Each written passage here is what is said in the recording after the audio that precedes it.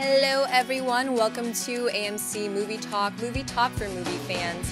I'm your host Ashley Mova, and this is the daily show where we give you all of the latest news from the world of movies, plus some insight into what it all means.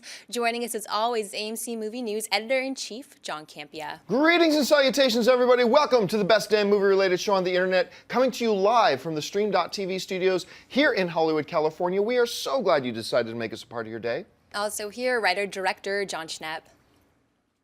What's going on? Hey, whoa. Flippy. What's up? I'm excited to talk about a lot of the stuff we're going to talk about today. What's going on?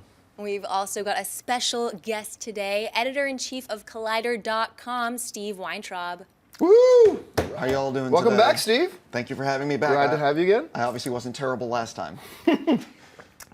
All right, let's go. Oh, hey, before we get into item number one, as happens sometimes, I finish writing up the show notes probably around 8 or 9 o'clock in the morning, and then something big breaks. Well, something big kind of dropped. Get it? Big? The new Godzilla trailer launched this morning, and we were all actually just sitting out in the green room there and watching it. And look, I was not, if you guys will recall, when the first Godzilla trailer came out, I was not a big fan of it. I thought, look, I'm looking forward to Godzilla. It's going to be awesome, I have no doubt. But this trailer is just a random collection of people screaming and waving their arms in the air. It's not a good trailer. Just because it's going to be to a great movie doesn't mean the trailer's good. You can't put some thought into it. Different story. This trailer's awesome. This trailer is awesome. And here's why it is so much better than the last one. It still gave us just very brief glimpses of Godzilla, but it actually gave us a sense with a lot of the Bryan Cranston narration and the Ken Watanabe narration as well. It gave us a sense, okay, what's happening? What's the deal of the movie? What's the movie about, basically? Without giving us big plot details or anything. And for the first time, now I sat back and I watched this trailer, I'm like, now I've got a grasp on what this Godzilla movie is and what they showed us and what they didn't show us and the dialogue they choose to put into it. The visuals are spectacular. If I would have given the last Godzilla movie like a 3, or the last Godzilla trailer a 3 out of 10, I give this one like a solid 9.5. This is a great trailer. Very excited for this movie.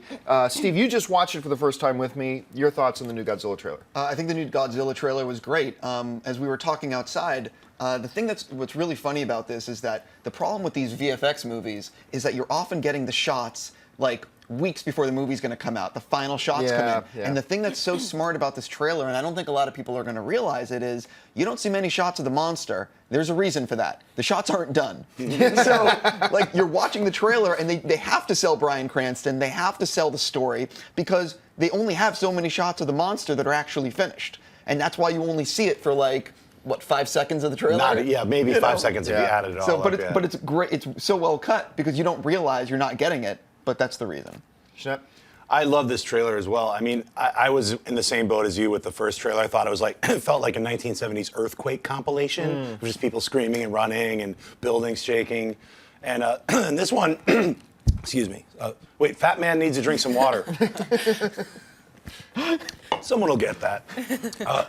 Rodan. I think Rodan's going to be in it. They show like little clips that are obviously not Godzilla's feet. Yeah. So I was like, it's some insectoid creature flying in the air. So to me, it's exciting that we're going to see monsters versus monsters. It's not just Godzilla. And in the trailer, they tie it into the original origin of Godzilla with the nuclear bomb. And I love the way bomb. they set that up, too, saying in 1955, we awoke in something. Those atomic tests we did back in the day, no, we were trying. I love that they give us just those little glimpses. And you're right about something is flying up around the air, because there's that shot from the aircraft carrier where you see all these fighters falling out of the sky, and Godzilla ain't standing there anywhere, so you know it's something else that's bringing them down. I thought it was awesome, but there's this one shot, I don't know why I had this in my head, but Aaron Taylor Johnson, he doesn't say much in the trailer, but there's this one shot of him, very stoic, can you kill it? And I expected him right after that to say, because Kick-Ass can. But, I mean, obviously, that didn't happen. But, yeah, for me, big win. Yeah. Love this trailer.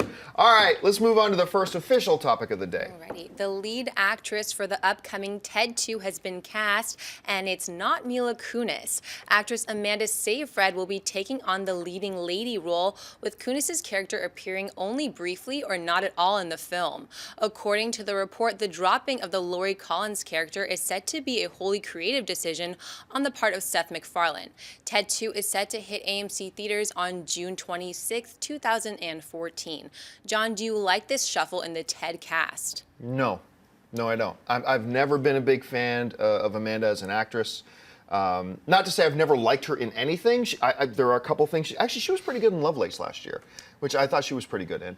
But other than that, I've never actually been a big fan of hers. And I thought Mila Kunis, I'm not a huge Mila Kunis fan. I don't think I'll put her in anything. She'll be great. But I thought one of the things she was very good in was Ted. I really liked her in Ted. I thought she played it well. I thought she had a nice, pretty good chemistry, not just with Wahlberg, but also with the imaginary character Ted at the same time. I liked the way that all worked.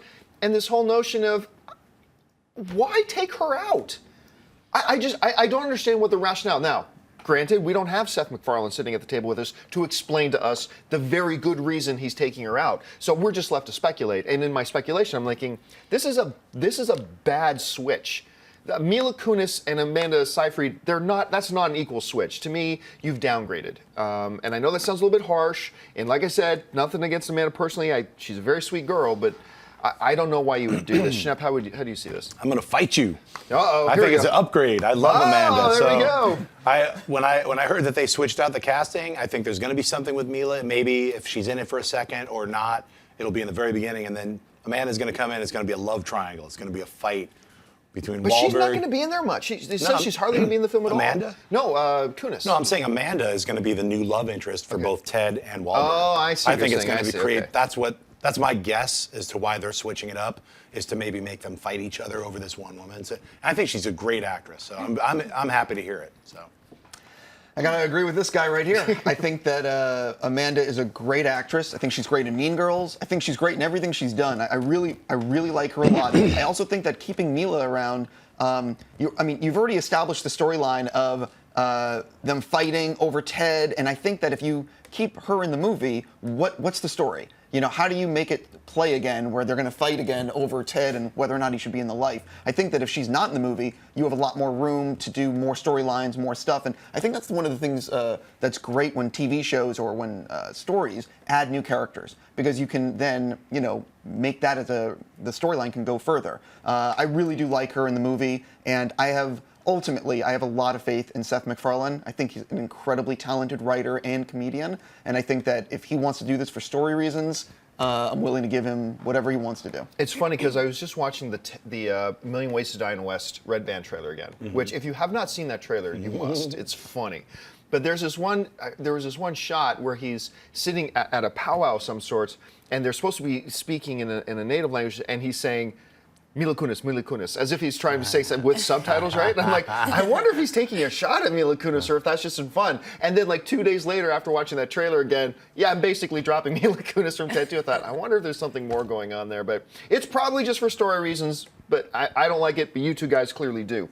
All right, what's next? It looks like things are moving full steam ahead for the upcoming Point Break remake, as it has just been announced that actor Luke Bracey has joined the cast in the old Keanu Reeves role of Johnny Utah.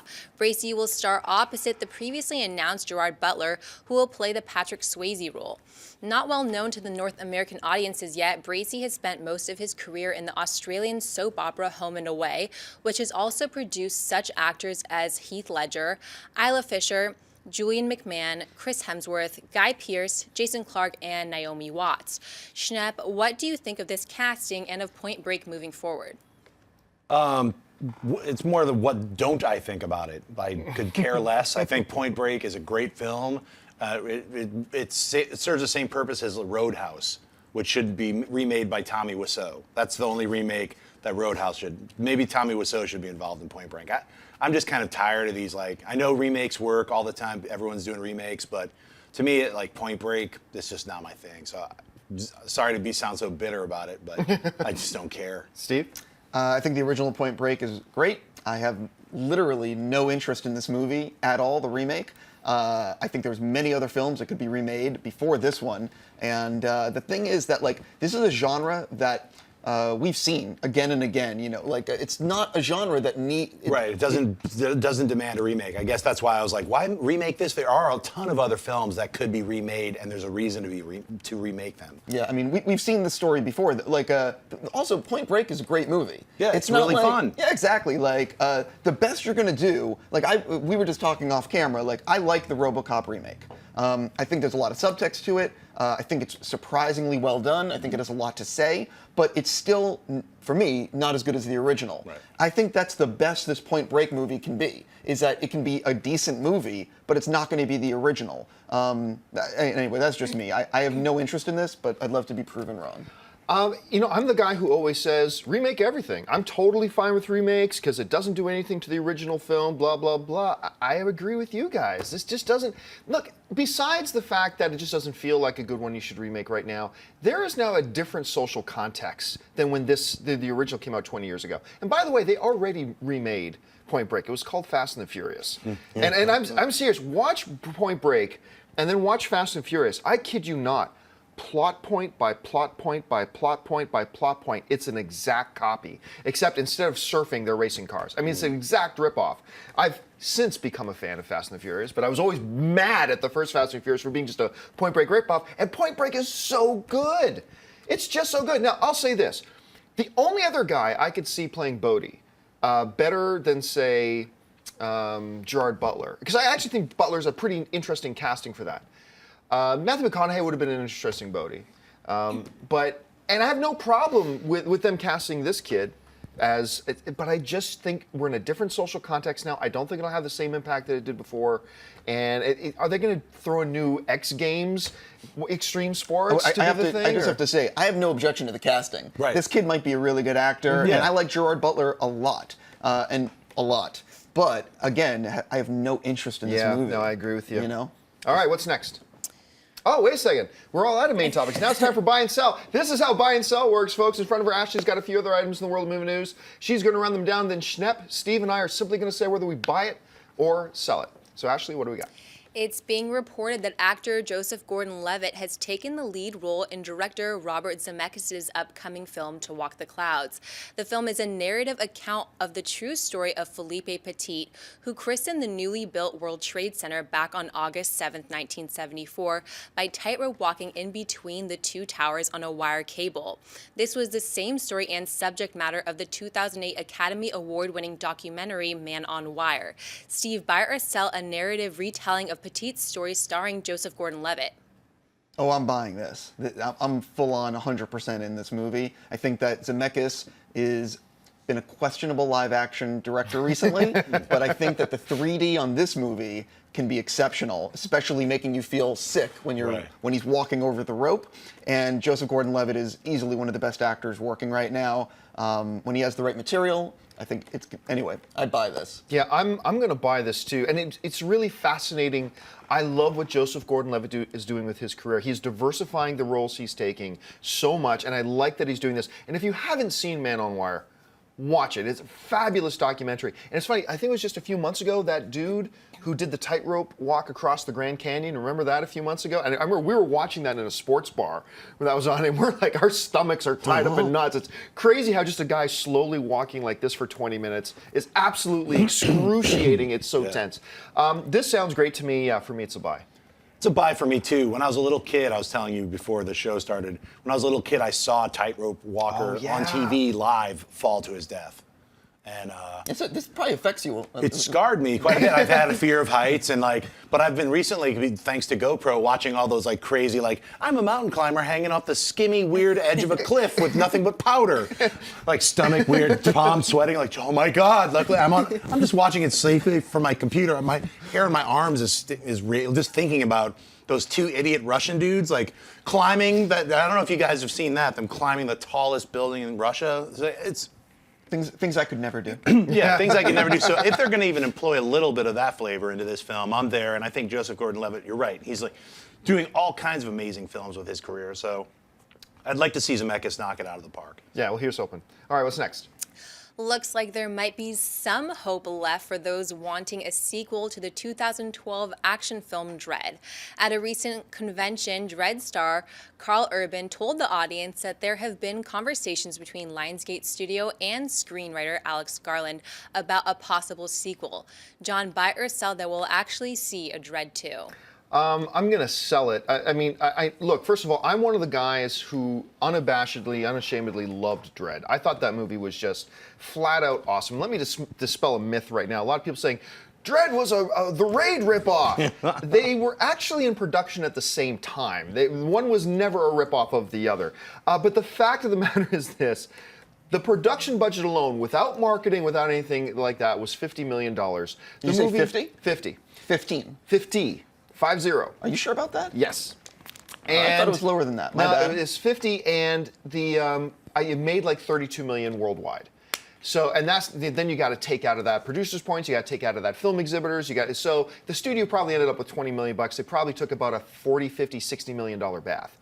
But I did say this. Somebody asked me on Mailbag a few weeks ago, why is it some films that lose money can get sequels? And that will happen. What I said at the time was, if a studio really feels that their movie was so good and enough audiences really loved it that while initially it didn't get the first push, and let's face it, the marketing for Dredd was awful. Yeah. It was terrible trailers and everything like that. So nobody had any clue how good that movie was going to be. I could see Lionsgate sitting in a room somewhere and having some executive meetings saying, you know what, everybody who did see it loved it. It got really good positive word of mouth, too little too late. But maybe there's a shot at Dredd 2, but I don't think so. And yeah, I don't doubt Carl Urban when he says conversations have gone on between Garland and the studio. But guess what? For every 100 of those types of conversations, maybe one or two of those movies get made. So it doesn't really mean anything. But Steve, you've got some insight onto this. So how do you see this? I have a lot on this one. So here we go. I think the budget on Dredd was closer to 15 million, not 50. I think that the 50 number is wrong. I think the big problem here is that, from what I understand, I want to quote this. I could be wrong, but I'm pretty sure I'm right. Dredd was sold around the world to different territories, but to different film companies. Right. Lionsgate had domestic. So basically, from what I understand, if they were to make a sequel, all the people that paid for it around the world would have to be involved in the sequel. So Lionsgate only has US rights. From what I understand, if Lionsgate was going to make a Dredd sequel, they could only release it in America. Like, they couldn't even release it around the world. And that worldwide gross is reflective of all these different film companies. So right. I think that, again, pretty sure that the holdup is that they would have to align all the different territories that paid for the movie to be cool with doing it again. There's something about this that I'm not 100% on, but that's a major holdup, is that the rights are now diversified to all these different parties. And to make a sequel is going to be really tough. Like you, I thought Dredd was fantastic. I know you loved it too. It came out the same weekend as End of Watch, and End of Watch ended up clobbering it. And I don't know if you guys remember that, but there was a lot of buzz on End of Watch. Mm-hmm. But ultimately, I think that there might be a lot of conversations. And I've sent some emails this morning, actually, to try to clarify exactly what's going on and to try to find out the exact stuff of what can happen with a Dredd sequel. But I'm 99.9% certain we're never going to see one. Yeah, and it should be pointed out, too, that it's not unusual for, like, for instance, that Point Break remake, right? They just took it to the American film market before shooting one frame to market off the international distribution rights. So it's not uncommon for one company to have the distribution rights in North America, one company to have the distribution rights in Poland, one company to have the distribution rights in Germany. So that's not really unusual. And, like, for Point Break, I know they said the American film market, they were flooded with offers. So they snapped up, the international rights to that got snapped up in total. But it's something you got to keep in mind when thinking about how you move forward. Well, Frosty, I'm going to be the 1%. I'm buying this Dredd 2. Someone must make it. Raise the money. Because I demand not only a Dredd 2, I demand a Dredd 3. It should happen. They could do it for cheaper than $10 million. You got Carl Urban. I mean, go to Detroit. I keep saying this. In Detroit, you could blow up buildings for $5,000. You could own a block for 30 grand. I'm just saying that would help Detroit. I want to say I would love a Dredd sequel. All of us want a Dredd sequel. That movie was great. I would love it. And what's funny is if you go online, there's not anyone who's saying I don't want one. Everyone's saying they want one because the people that have seen the movie know how awesome it is. Yeah. It's just bizarre how good that movie was. I think also word of mouth because of all the people. Like I'm one of those guys who saw it 2 days before it left the theater because I was just not sold on the posters or the trailers. But I was like, I love Judge Dredd. I think Carl Urban's a good actor. Lena Headey's a great actress. I want to check it out. Some of the slow-mo stuff looked cool in the trailer. I'm going to check it out. Saw it in 3D, mind blown. Could not tell enough of my friends, you must go see this tomorrow. It was too late. Luckily, no, I got about 10 of my friends to actually go see it, and they loved it, but 10 friends doesn't mean nothing. So now that everyone knows how good this new Dredd is, I think word of mouth with Dredd 2, people are like, we're not going to mess this up this time, is my hope. Yeah. Well, and here's the funny thing. I think you were with me when we screened this at Comic-Con a couple of years ago. Yes. Carl Urban was going to be on our Masters of the Web panel. So the studio got me to host this screening, the first screening at Comic-Con of Dredd. And I was going to host it and everything, and Carl was going to be on our panel the next day.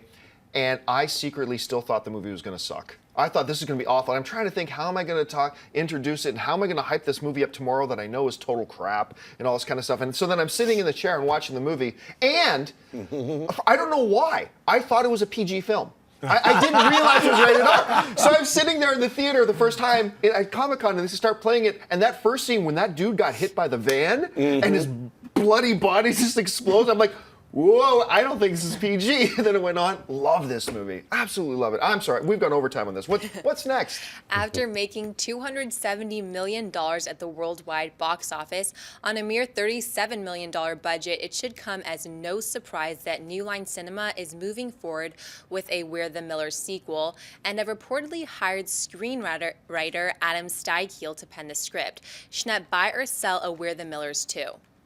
I think they shouldn't call it We're the Millers 2. They should call it We're Still the Millers. They probably will. That's a good title. But, I liked this film.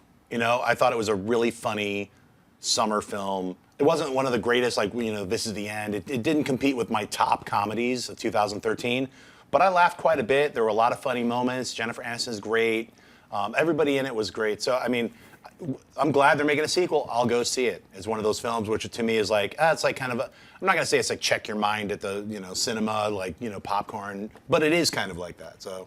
Yeah, it's a no-brainer that they would make a sequel to this when you have a $35 million movie that breaks $200 million at the worldwide box office. And going back to rights holding, Warner Brothers owns the rights. Yeah. And the thing, and this is going to be on a tangent, but just for people that don't understand the business, when you make a movie, there are producers in the studio, sometimes producers take a cut. And all these people involved take cuts. And for example, certain properties like Pirates of the Caribbean, you will lose like $100 million to the people below and above the line. And with We're the Millers, I think maybe the producers made like $5. So all the money goes to the studio. So it's a no-brainer. And like you, I laughed a lot watching it. I'm willing to give the sequel a shot, especially if it's rated R and it's funny. Yeah. Yeah, I was pleasantly surprised by We're the Millers. I was hoping for a couple laughs, and it gave me more than that. I thought it was really charming. I thought the chemistry between the cast was terrific. The guy who stole the show for me was actually, I don't know his name off the top of my head. That kid. But it's the kid. Yeah. That kid stole the movie for me. For real. He was just incredible in it. And so, I'm excited. And I liked Due Date. Due Date wasn't great, but I liked it. And so I think that writer's comic sensibilities fit well with this world, so I think it's a good move. So There's something to also asterisk. I did the press conference for We're the Millers in New York, and the thing that I took away from it was how effing funny Jason Sudeikis is. Oh, he's hilarious. His improv in that room was like, my jaw was on the ground at how he was making the whole room laugh. That's and great. The thing about comedies is that it really is about improv on the set, finding jokes in the moment. And Jason Sudeikis is so talented that no matter what's on the page, it's going to be better than that. Yeah.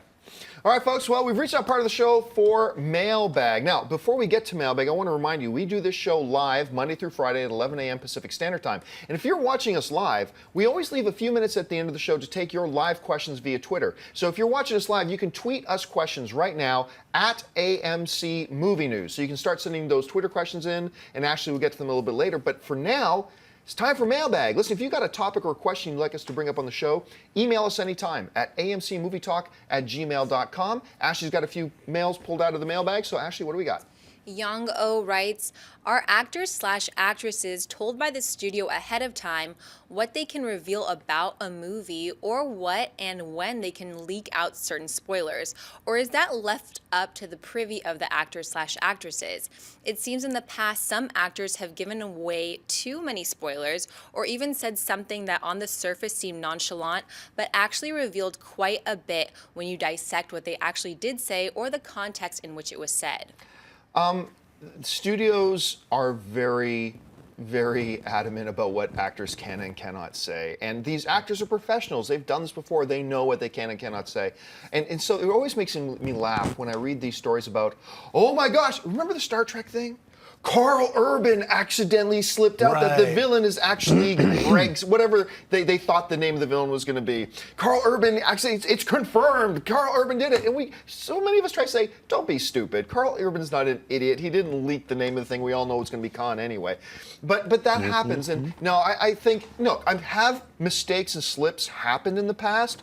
It's inevitable. I'm sure it is. But no, the studios don't just leave it up to the actors and actresses to decide, share what you want to share, don't share what you want to share. I think they're pretty strict on it. Steve, how do you think they approach it, and what is the biggest gaffe or blunder you can think of that an actor accidentally ever did on the spot? Although that might be hard. You might need some time to think about that. Honestly, I won't know that off the top of my head, but when I've done a lot of set visits, and often what will happen is that the actor, the unit publicist, say we're interviewing you. Right. There will be a unit publicist somewhere around here, and the actor will often answer a question or two and then say to the unit publicist, how much can I say? And they know I can talk around it, but I can't reveal specifics. What happens though is nowadays the actor will make a movie and say they wrap in August of 2012 and it doesn't come out till 2014. Say it's a special effects movie. You're promoting and talking for a year and something past when you filmed it. Yeah. And sometimes you'll just slip and you'll just say something you don't mean to, or someone will ask you a question you've not answered before and you'll slip something in, and it's totally by accident. The actors are very smart now, and they're often basically directors and people are told.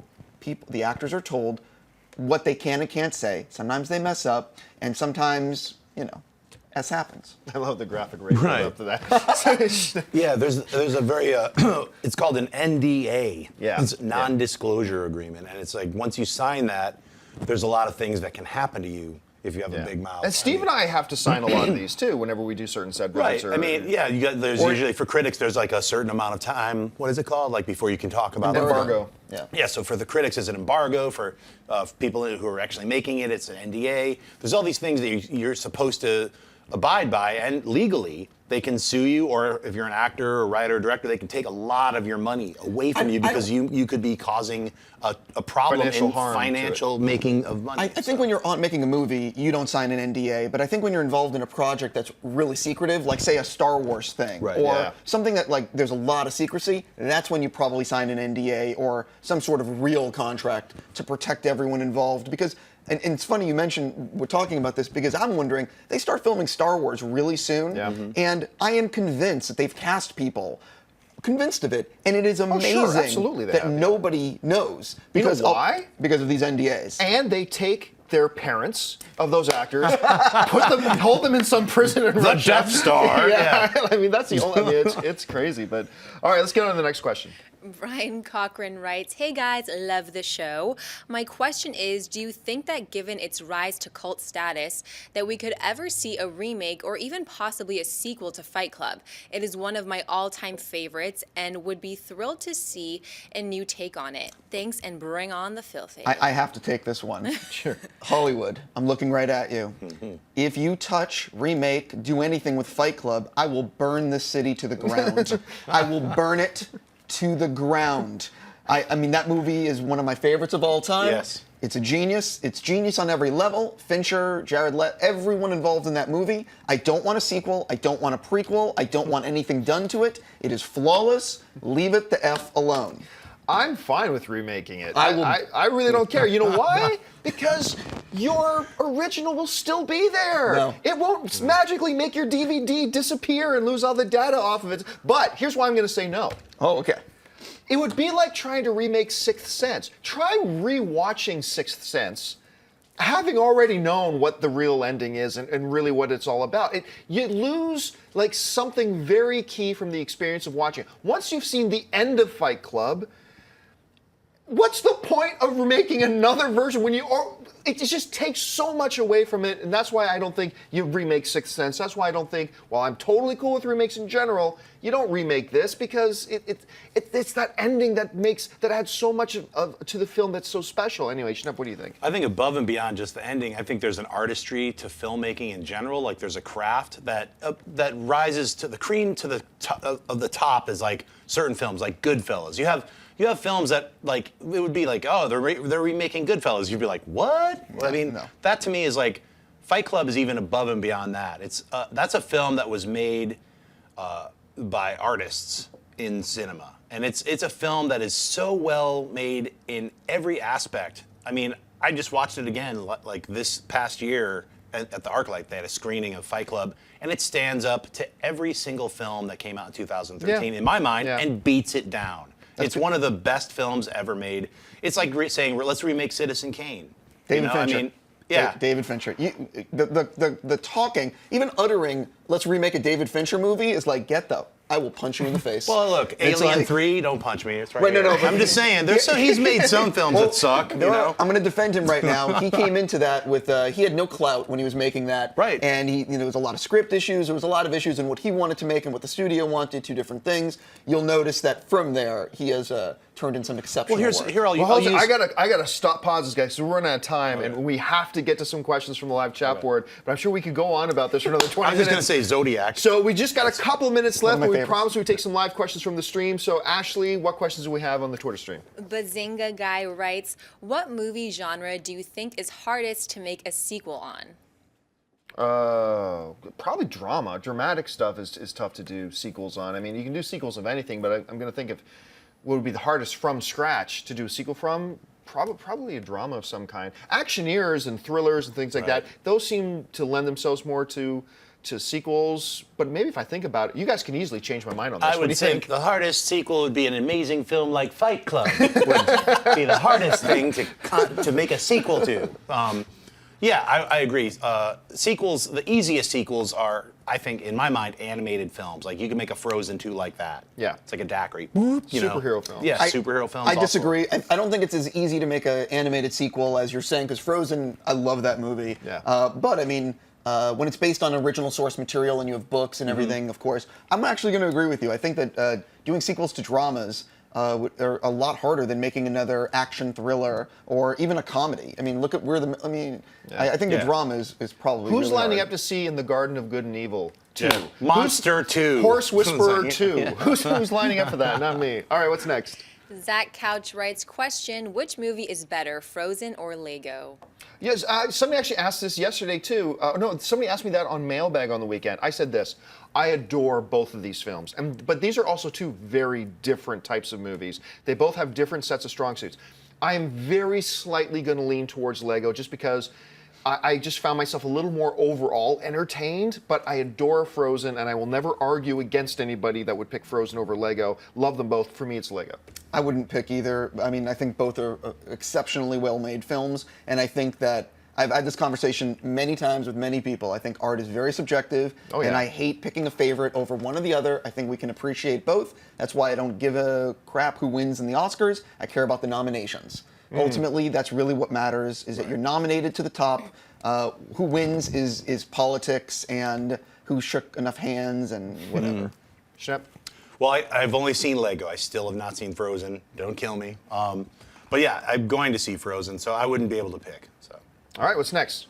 Patrick Monaghan writes, hey AMC, love the show. So do you think we will see a Simpsons Movie 2? Thanks and keep up the great work. Yes, we will, but the Matt Groening and everything, they've already said they're not going to do it again while the show's still on. They said that just about killed them, trying to keep the show running and develop the film at the same time. They said it just about killed them, which is part of the reason why Seth MacFarlane has said he's probably going to wait until Family Guy has done its run before they do the movie of it. Although he may go back on that, but he said he heard about the experiences they had trying to do the show and the movie at the same time. So yes, it'll come. I have no doubt about that, but I also think it's not going to be tough after The Simpsons is done. What do you guys think? I'll keep it quick. I agree with you. I'm going to say that'll, 2048, when like Simpsons finishes its 50th season. I'm just like, that show is just never going to stop being a TV show, so you might as well forget about seeing a movie. That's what I'd say. All right, let's take two more. Okay, Chavez Poindexter writes, what has been going on with Adam Sandler? Has he just given up on making quality comedies? Well, you know what the funny thing is? I'm one of the guys who I've started to get tired of Adam Sandler as comedy. But I also think everybody, including Adam Sandler himself, underestimate how freaking good he is in dramatic roles. He has actually really kind of blown my mind with a couple of his films, especially Reign Over Me. And I know not a lot of people saw that, but he did that with Don Cheadle, I believe, and just blew my socks off how good he was. I would love to see Sandler do some more dramatic stuff because, yeah, I've gotten fatigued is a very kind word for me right now about how I feel about his comedies recently, but I'd love to see him do more drama. What do you think? I agree with you. He's a very good dramatic actor. I think that we're all underestimating the importance of having dumb comedies on airplanes. Because I'm not joking with you. I'm on planes a lot, right? And half the time I'm on, I see someone watching an Adam Sandler movie like Grown Ups or Grown Ups 2 or whatever it might be, and people are always laughing. And I think that while we sort of dismiss, like I'm not a fan of the recent Adam Sandler comedies, like all of you. However, a lot of people really like them. A lot of people that work, like they just want something simple and just dumb comedy. They appreciate it, and that's what he's making. That's who he's making these movies for. But yeah, I would like him to do other stuff. But by the way, I mean, I'll never knock Billy Madison or Happy Gilmore. Oh, he's got some all-time classics. Happy Gilmore is a work of genius. Waterboy is still, I think, my favorite of his. He's got so many good ones. I'm going to say, when I'm on a plane, I prefer to watch like Jerry Springer or Who's Your Daddy? I just constantly I'm just all the trash television that I don't watch in my normal life. When all of a sudden, when I'm a god flying in a chariot above the sky, I watch trash television.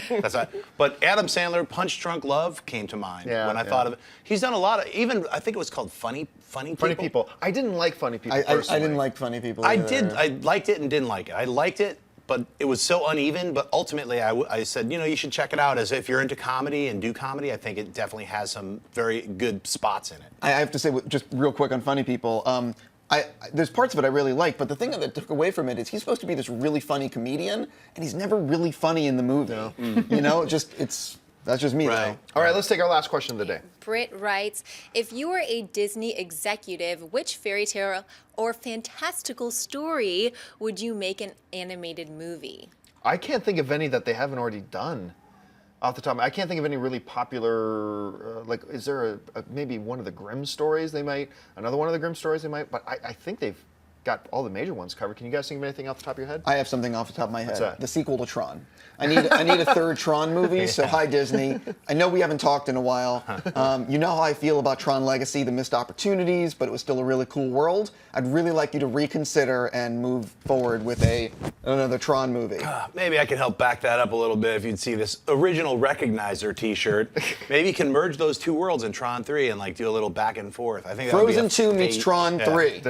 Tron, that little animated series they did, Tron Revolution. Uprising, you're was right. actually really good. It was really actually pretty good. It was really good. It. I smoked through that one weekend in Netflix, and I couldn't believe that I hadn't watched it. I was like, this is blowing my mind. It was so beautiful. I think it was very expensive, and they've been very quiet about having more episodes. It's one of those things I think that's gone away. But I think the biggest problem, and you're gonna laugh at this, the reason why we got screwed with another Tron movie is Hollywood is all about merchandising, and the toys it came out with, and I was willing to buy everything for Tron Legacy. They were the worst toys I've ever seen in a store ever. I'm not going to argue that they really did suck. Really the weird, my face lights up. What is this thing? They were the worst, and I think that's one of the reasons we didn't get another movie, is that if the toys had sold, they would have moved forward immediately because that's for example, Real Steel. The toys sold really well, and I know that they're still thinking about another Real Steel movie because the merchandising, and we got screwed by having bad merchandising on Tron Legacy.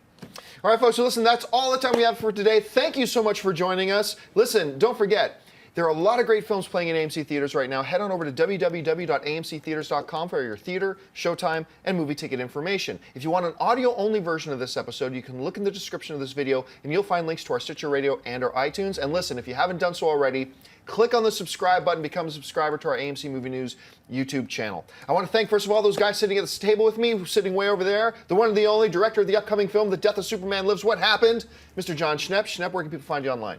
You can find me at Twitter and at Instagram, just John Schnepp. Thanks, I've had a great time today. The editor-in-chief of Collider.com, Mr. Steve Frosty Weintraub. Steve, where can people find you online? You can find me on Collider and on Twitter as Collider Frosty. And our lovely host today, sitting over there in the corner, Miss Ashley Mova. Ashley, where can people find you? You guys can find me on Twitter at Ashley Mova. Have a good one, guys. And you can find me on the various social media channels, just at John Campia. Thanks a lot for joining us, guys. My name's John Campia for AMC Movie News, and until next time, bye-bye.